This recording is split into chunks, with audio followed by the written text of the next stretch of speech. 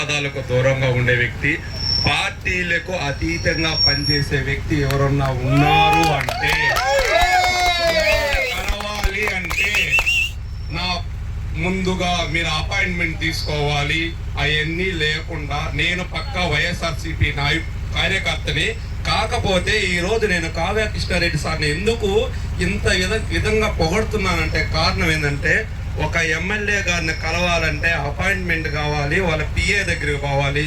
మనకు కావాలి శాసనసభ్యుడైన కావ్య కృష్ణారెడ్డి గారి దగ్గర అట్లా వంటి ఏమి ఉండవు.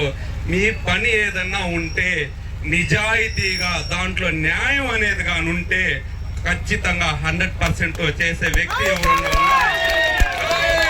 కృష్ణారెడ్డి గారే. ఎందుకంటే అతను నాకు ఒక పర్సనల్ విషయం మీద, మా అక్కోల దారి మీద నేను వెళ్తే వేరే వాళ్ళు నాకు చెప్పింది, నేను డైరెక్ట్గా సార్ను కలవలేదు, మేము వైఎస్ఆర్సీపీ ఆయన తెలుగుదేశం అని నేను పోకుండా ఉంటే వేరే వాళ్ళు నాకు చాలామంది మా మా మా అన్నదమ్ముడు కప్పిర అశోక్ డైరెక్ట్గా తీసుకుపోయి నేను మాట్లాడిస్తాను, నీది ఏదన్నా న్యాయం ఉంటే మన కృష్ణారెడ్డి సార్ 100% చేస్తాడని నాకు ఒక భరోసా ఇచ్చాడు. సార్ ముఖ్యంగా మా గ్రామం తరఫున, ప్రజలందరి తరఫున, పార్టీలకు అతీతంగా మా గ్రామ ప్రజలు అభ్యర్థన మేరకు మీరు ఇక్కడ విచ్చేసినందుకు ప్రత్యేక ధన్యవాదాలు తెలియజేస్తున్నాను సార్. మీకు భవిష్యత్తులో మరిన్ని విజయాలు చేకూర్చాలని నేను మనస్ఫూర్తిగా కోరుకుంటున్నాను సార్.